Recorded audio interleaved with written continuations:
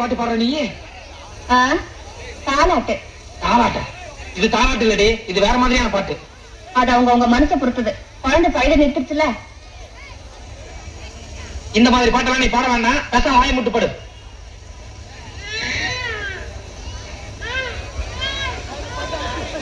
வாயை முட்டு படுற. இந்த நேரத்தில் இந்த மாதிரி பாட்டு தான் உனக்கு வேணுமா? சொல்லி கொண்டிருக்கும் சோரிங்க இருப்புகை உனக்கு பிடிச்ச ராத்திரி நேரத்தில் அதையே அழ வைக்கிறேன்.